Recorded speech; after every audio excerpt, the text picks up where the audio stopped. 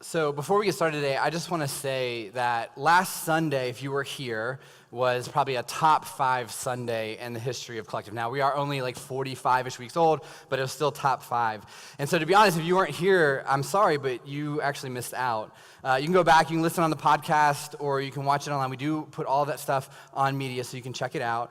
But last week in this series called Roots, we actually talked about baptism.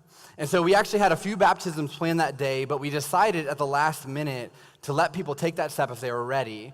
And so originally we knew there would be 4 people, and to be honest, I didn't tell anybody out here there'd be 4 people, because if like no one else walked up, we'd be like, oh, there's still 4 people. And so, but there were 4 people that already told us, okay, this is my day, this is when I'm doing that. And after we gave that opportunity, there were 5 additional people that made the decision right then to get baptized.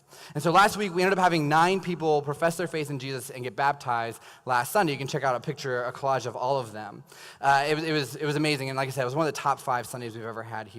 But to take it a step further, I actually got an email Sunday night from someone who was here to watch their daughter get baptized. She invited her whole family. They all sat in the front few rows.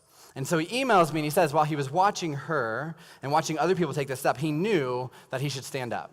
Like he knew in his heart, like, man, I've got to go out there and I've got to do this thing. But there's some conflict in him, and he said he ended up just kind of freezing and not getting up and not making that decision. And so he emailed me and said, can you come do this?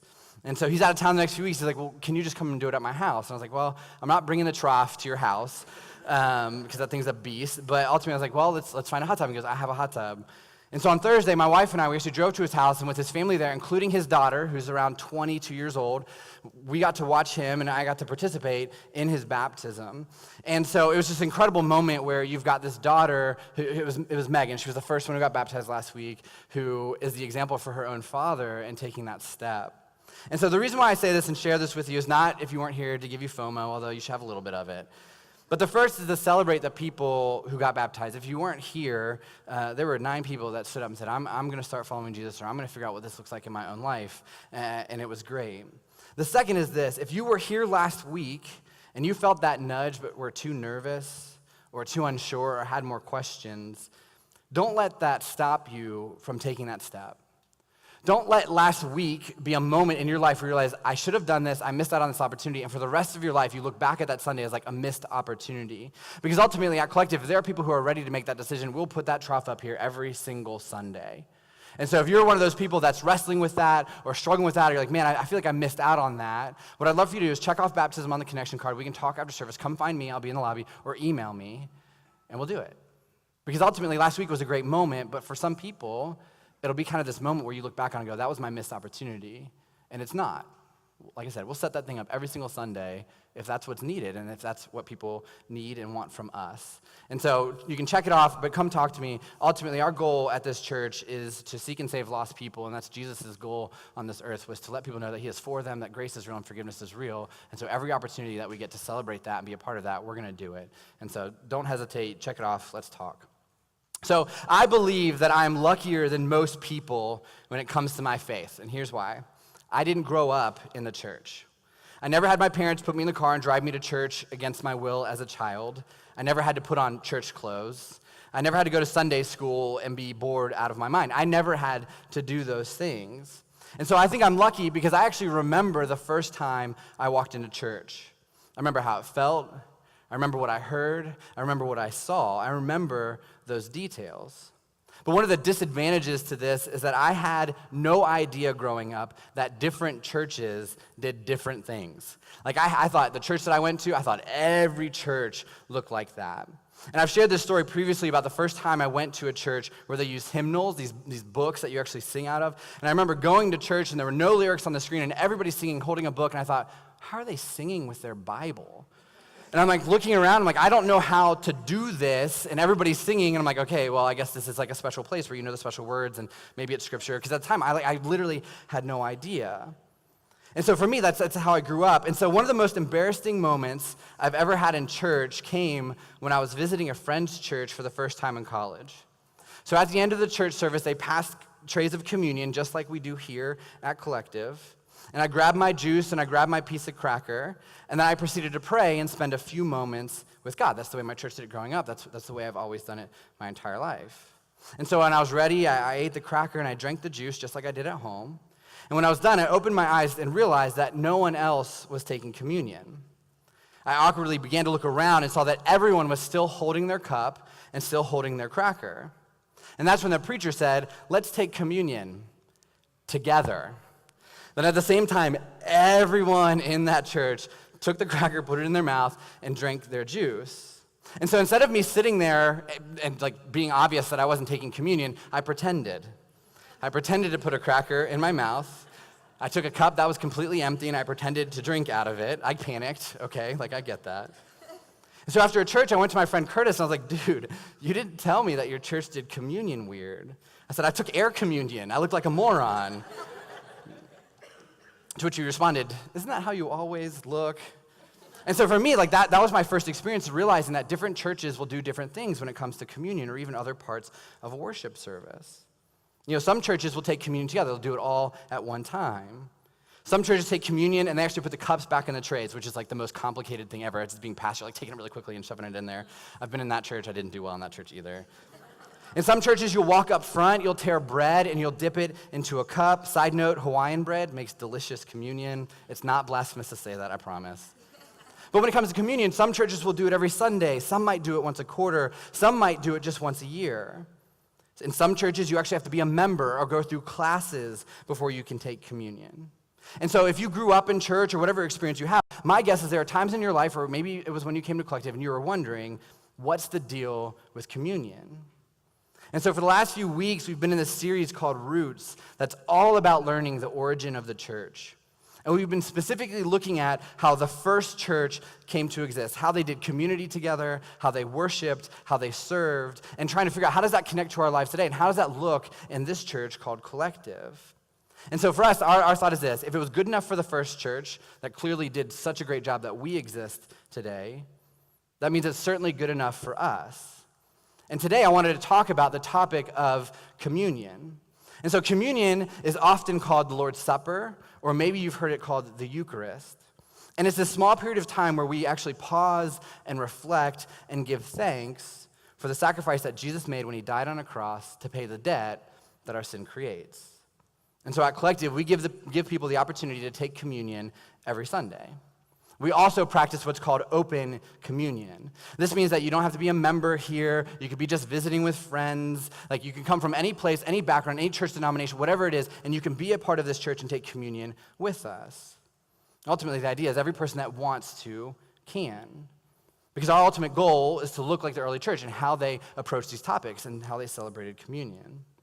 And so communion was originally instituted by Jesus right before he was arrested and crucified on a cross. Jesus and his disciples were in a place called the Upper Room in a house in Jerusalem to celebrate the Passover meal, which is a Jewish holiday that commemorates Israel being delivered out of slavery. And so the Passover meal typically consisted of roasted lamb, bitter herbs, some unleavened bread, which means bread that won't rise, and wine. And so while the disciples know that they're in this room and they're about to celebrate Passover with Jesus, which is pretty awesome if you think about it, they're celebrating God delivering them out of freedom with the Son of God. They have no idea that Jesus is actually going to turn the tables. He's going to change their focus on the meal of Passover. And so this is what happens starting in Matthew 26, verse 46. It says, "While they were eating, Jesus took bread, and when he had given thanks, he broke it and gave it to his disciples, saying, 'Take and eat. This is my body.'" Now, in there it says they gave thanks, and actually this is the word Eucharisto in Greek, which means to give thanks. So if you've heard that phrase before, it means this is a time where we are thankful. We give thanks. And it continues, "Then he took a cup, and when he had given thanks, he gave it to them, saying, 'Drink from it, all of you. This is my blood of the covenant, which is poured out for many for the forgiveness of sins.'" And so Jesus takes this Passover meal, this thing that these guys have been doing for a very long time, and he focuses on two elements. He focuses on the bread and the cup. And what he does, he actually takes these elements of the Passover meal and he elevates them. He gives them new meaning. This is something that Jesus did throughout his whole entire ministry. He said, "You've heard it this way, you've seen it this way, you've done it this way, but here's this new meaning. Here's this new way to do it. Here's this better and more fulfilling way to do it." And so Jesus does that with the bread and the cup. And so what he does is he takes the bread and he explains to his disciples that the bread was a symbol to represent that his body would be broken on a cross. When Jesus died on a cross, the story actually tells us that none of his bones were actually broken. And this was one of the prophecies from the book of Numbers in the Old Testament that was fulfilled when Jesus died. In Numbers 9:12, it says, "They must not leave any of it till morning or break any of its bones. When they celebrate the Passover, they must follow all the regulations." This was later echoed in Psalm 34 that says, "He protects all his bones, not one of them will be broken." But the idea when Jesus tears this bread is this idea that his flesh is being broken, his flesh is being torn, and this is going to happen during his crucifixion. And it's symbolized by the breaking or tearing of bread. And during this crucifixion, a crown of thorns was shoved onto Jesus' head. He was whipped and beaten on his back. His hands and feet were nailed to a wooden cross. His side was pierced with a spear to make sure that he was dead. This was a brutal execution. And that's actually where we get the word excruciating from, is the type of pain that someone would experience during a Roman crucifixion. 700 years before Jesus came and died on a cross, there was another prophecy written by a man named Isaiah. And in this prophecy, he describes a man of suffering or a man of sorrows. And Isaiah 53 actually explains why this man, who is referencing Jesus, would have his body broken for us. Like, why would someone give up their life to do this? And Isaiah writes in Isaiah 53:5, "But he was pierced for our transgressions. He was crushed for our iniquities. The punishment that brought us peace was on him, and by his wounds we are healed." So the idea is that Jesus died on the cross to pay the penalty for our sin, for our rebellion against God.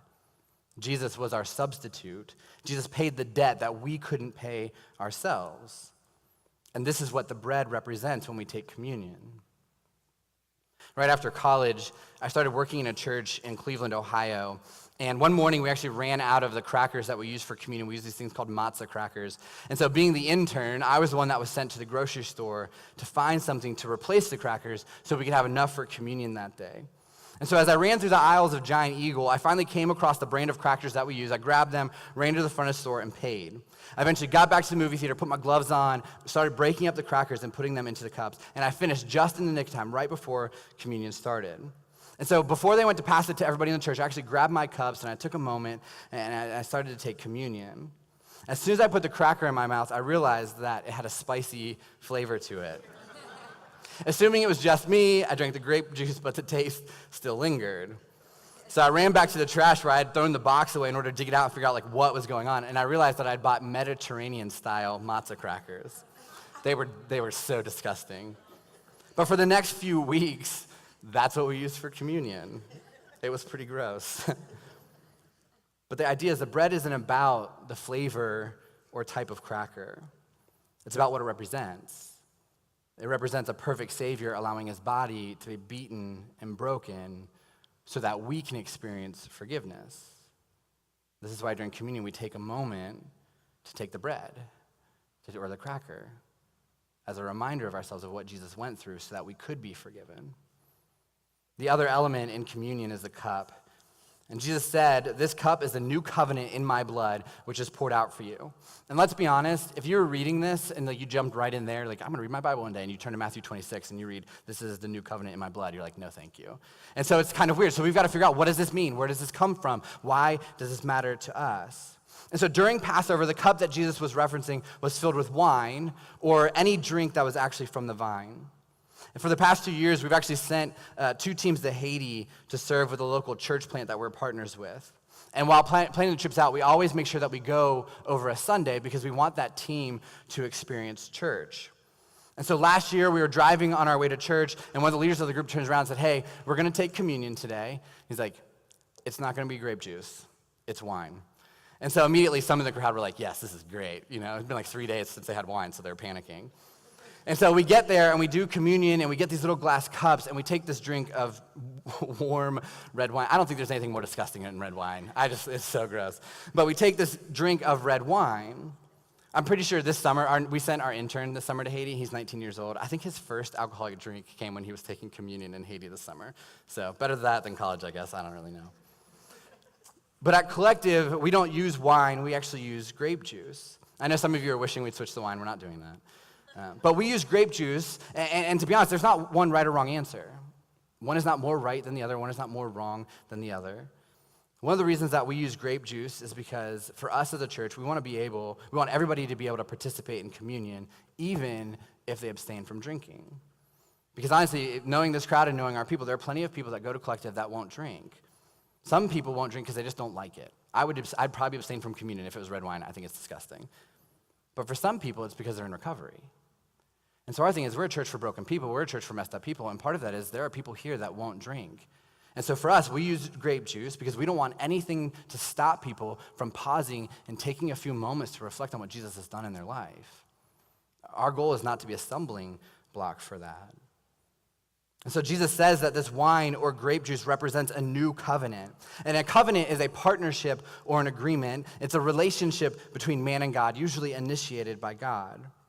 And so the idea of this new covenant is that the blood of Jesus that was shed on the cross, which would actually happen the next day, it was a Thursday night when this happened, it would happen the next day, that the blood shed by Jesus changed how we have a relationship with God. And so when Jesus was saying this, he's talking to these disciples, their knowledge of the Old Testament would actually bring them back to a story in Exodus when they talked about the original covenant that was created. In Exodus, there's this story where Moses takes a bull and he talks about a covenant with God that they are establishing. And so this covenant, this original one, the one in the Old Testament, was based on animal sacrifices because of the blood of these animals. And so in this story in Exodus, Moses sacrifices a bull, and half the blood is poured onto an altar, and the second half was sprinkled on the people to show that this is between you and God. And so in the Old Testament, there was this animal sacrifice system that was established where when you would sin, you would buy an animal, you would have it taken to a priest to be sacrificed. That's how there was atonement for sin. The blood of the animal was shed for the forgiveness of those people, and that was the covenant. That was the promise. That was the relationship that God had established between himself and the Israelite people during that time. And so what God is trying to teach through that moment in the Old Testament is that sin costs something. That sin is very, very costly, that it costs life, that it costs monetarily, that it costs us something when we choose to walk out of alignment with God. Hebrews 9:22 says, without the shedding of blood, there is no forgiveness. Why? Because sin has a cost. But when Jesus came and he died for everybody, meaning that when Jesus' shed was blood on the cross, there was a new promise. There's no longer any reason for the sacrifices of animals. Jesus said, if you put your faith in me, that's all it takes. He died once for the sin of all mankind. And so there's no longer need for sacrifices because Jesus' blood was shed to pay the price for every single person that calls on his name. And so when Jesus says that's the new covenant, that's the new promise. That's the new relationship. A relationship with God established on the blood of Jesus. And that's what that cup represents. Paul later writes in 1 Corinthians 10:16, is not the cup of thanksgiving for which we give thanks a participation in the blood of Christ? And is not the bread that we break a participation in the body of Christ? And what he's saying, communion is about thankfulness. It's no longer about, am I good enough? It's no longer about, am I worthy? Jesus called you worthy when he traded his life for yours. And so it's not about what you do. It's about what's been done by Jesus on the cross. And communion is a time where we say, thank you, Jesus, because I could never measure up. Because if it was up to me and what I do in my own life, I would fall short. And so communion is a time where we say, thank you, that I don't have to worry about eternity with God being about my performance, about what I do, about boxes that I feel like I have to check off. And so when you take the cup of grape juice at Collective, I would encourage you to remember Jesus saying, this is my cup. That's a new covenant, my new promise. And this is why we take communion. This is why we remember. It's not literal body and blood. These are symbols to represent the sacrifice that Jesus made and as a reminder to us each week. Now, depending on if you've been to church before or how you grew up, you might have gone to a church that does communion differently than Collective. And so here's the thing.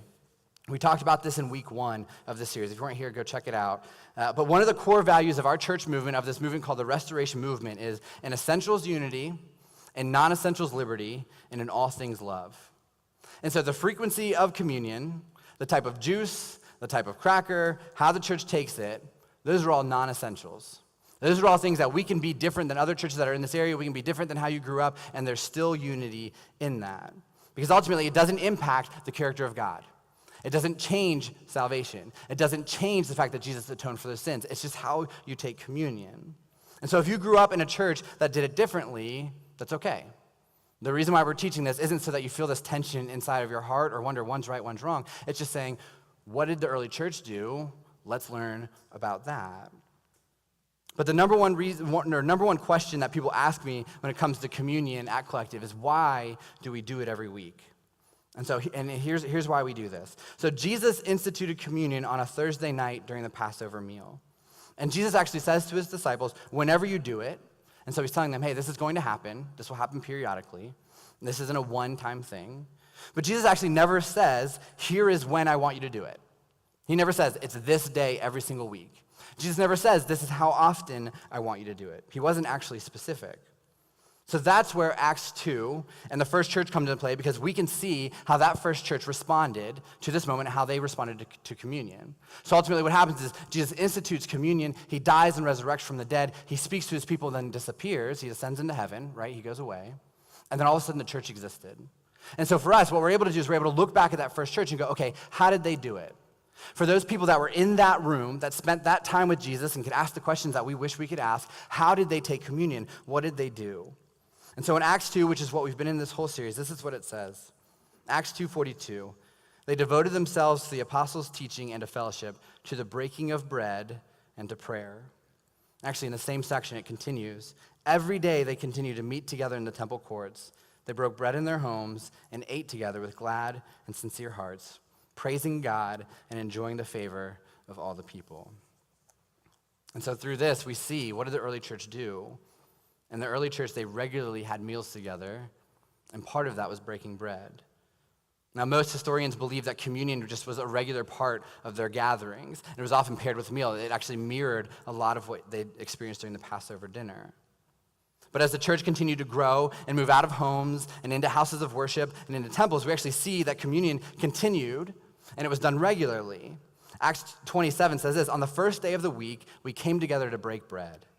And so Luke, who wrote this book of Acts, who was a follower of Jesus, he's talking in this moment about communion. He's talking about this idea of the Eucharist. That on the first day of the week, they came together for the purpose of remembering, for the purpose of being thankful that Jesus gave up his life for them. And they did this with consistency. And that's actually how most churches celebrated communion up through the late 19th and early 20th century. Catholics, Orthodox, and virtually all Protestant churches took communion every single week. And about 300 years ago, churches started to actually take communion out of the worship service. But at Collective, we actually choose to do it every Sunday. And mostly, we do this in order to follow what the first church did, right? We've said it before, if it was good enough for them, it's good enough for us. But there are also three main reasons why we do it every Sunday at Collective. And to be honest, we do our best to make sure that every part of this service is something where if you've never been to church before, it all makes sense. And communion really is like the churchiest thing that we do. And so even though we know that communion can seem weird to you if you are new, we still do it every week, and here's why. Reason number one, I mentioned this earlier, up to about 300 years ago, there's proof that the Eucharist, communion, was the main point of worship. It was the centerpiece. It was the climax of a worship gathering together. And that changed when all of a sudden the sermon became the most important part of church services. In some cases, that actually came at the cost of communion. Preachers wanted more time. They cut communion. And so for the early church, remembering the death of Jesus was why they got together. The reason why that community existed, the reason why they had meals together was because of the death, burial, and resurrection of Jesus. So for them, that was the center point. That was the main focus of why they worshiped together. And so for us, we want to make sure that it's always a part of what we do on Sunday. We want to make sure that it's a focal point. And it's important to note that when Luke wrote that they came together for the purpose of breaking bread, he didn't say they came together for the purpose of musical worship. He didn't say they came together for the purpose of preaching or even prayer. Those are all very important parts of the worship service. They actually did those things, and we know that. But that wasn't the main part. The main focus of worship for them was to remember and be thankful for the grace and forgiveness that Jesus offered. The second reason why we do it, it actually connects to the first, is that because everything that we do as a church points toward Jesus. So it doesn't matter what topic we preach on, whether it's forgiveness or dating or money or community or grace. The reason why those topics matter, the reason why those topics are powerful, the reason why we're willing to change our lives to follow what Jesus commands is because of Jesus' death and burial and resurrection. And so communion for us is a reminder of that every week. It doesn't matter what I say if Jesus never died on a cross and resurrected from the dead. And so no matter what we talk about, it always points toward Jesus.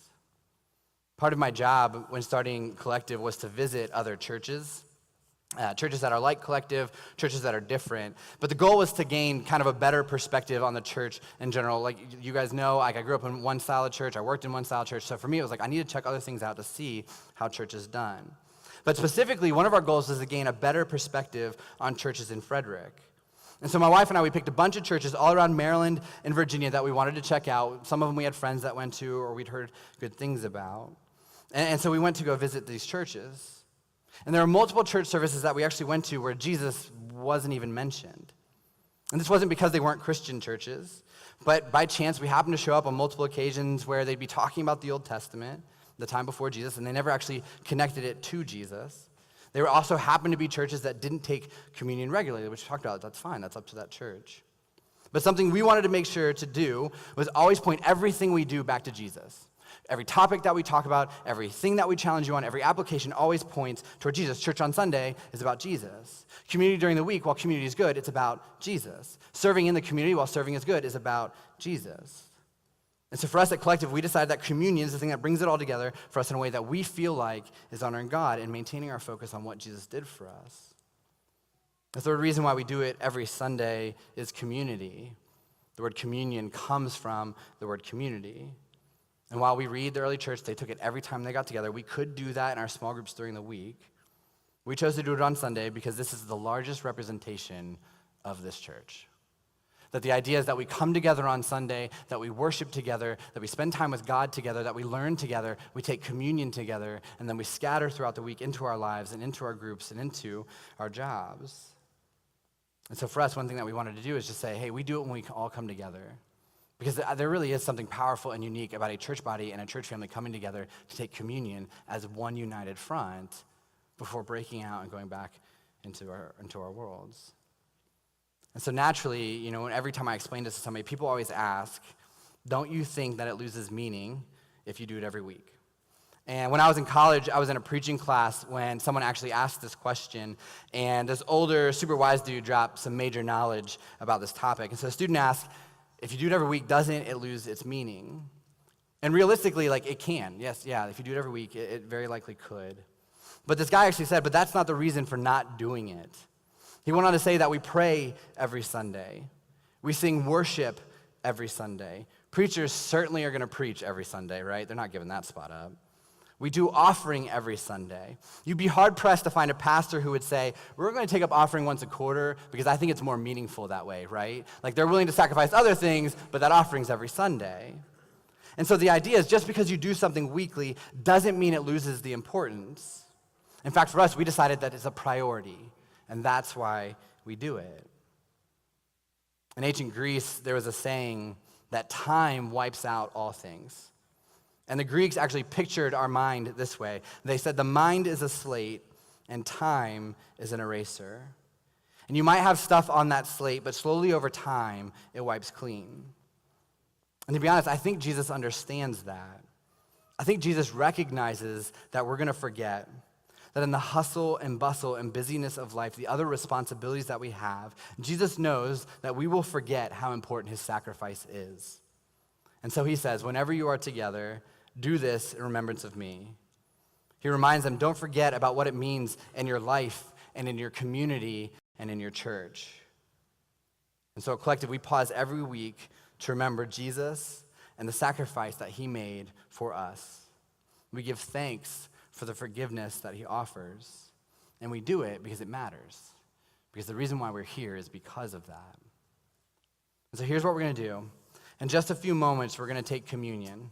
And this is something that we do every week and something that we explain every single week. And the reason why we do it every week is because we want people to be able to take time to remember and to be thankful for the blood that Jesus shed so that we can be forgiven. And this is just a brief moment in a hectic week where we can pause. To be honest, this might be your one pause this week to spend a quiet moment with God. And so I encourage you to take that moment to focus on Jesus. Now, if you're a follower of Jesus, no matter how long you've been following him, no matter if you're a team member here or this is your first time that you've been here, no matter how you feel when it comes to God, you might feel far from God or close to God right now. The team's gonna come down, they're gonna pass trays, and I would encourage you to take a stack of these cups. The top cup has a piece of cracker in it that represents Jesus' body that was broken for us. And the bottom cup has juice that represents his blood. This is the new covenant. This is a new promise that's not about whether or not you feel worthy, because God calls you worthy. And so in a few moments, I encourage you to take those things and really pause. Really take the time to remember and be thankful. This doesn't have to be a moment where you feel all the guilt and shame from your week, where you might have messed up or you might have walked off path, because ultimately it's a moment where we thank God that we don't have to carry that around forever, because he will take it from us. Now, if you're not a follower of Jesus, I would encourage you just to let it pass. But I want you to know that this isn't something that we do because of a ritual.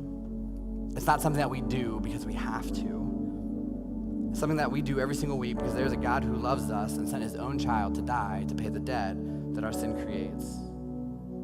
Instead of us taking on that punishment for ourselves, instead of it being our own blood, it's his. Jesus paid that price. And so communion is a reminder of that. And so if you're not a follower of Jesus, I would encourage you, let it pass, but take the next few moments to really wrestle with this idea that there's a God that believes that you are worthy, that there's a God who loves you, and there's a God who's willing to give up his own son so that you can have a relationship with him, so that you can have hope, so that you can have peace, so that you can have grace, and so that you can have forgiveness. And so I'm gonna pray, and then after I pray, the team's gonna come down and pass the trays. And what we're gonna do is we'll sing a song after that, and I've actually instructed our team that we're gonna give it some more time. Usually on Sunday mornings, we just have a few quick moments, and so today, talking about this topic, I've asked them to give us 4 or 5 minutes just to pause and reflect. Because ultimately for us, I would say everybody here would, if you're being honest, would say you need those moments. You need those quiet moments to think and reflect and wrestle with this and talk to God and be with God and figure out, what does this mean in your own life this week? So I'll pray, we'll take communion, and we'll sing one more song together. God, thank you so much for reminders. God, I know in my own life, if it's not on my phone reminding me, I forget. And God, we're just so thankful that you knew us and you knew people and you knew that there are times when we're just not gonna remember. And that's not because it's not important to us, it's not because it doesn't matter, but because sometimes we just forget. And so God, we're just so thankful that you created this thing and you gave meaning to this idea of bread in a cup, so that each week we can pause and we can remember and we can be thankful for what you did for us, for the ways that you loved us, for the ways that you sent your own son to give up his life for us so that we don't have to pay the price. So it's not our blood, but his. God, we thank you for the ways that you love us and care for us even before we ever existed. God, you knew that being crucified on that cross was going to be for this room and this group of people and the people in our community and the people in our city. And God, we're just so thankful for that. God, thank you for the early church, the example that they set, that everything that they did, God, was all about your son. God, I pray that we can be that church as well. We love you and pray these things in your name.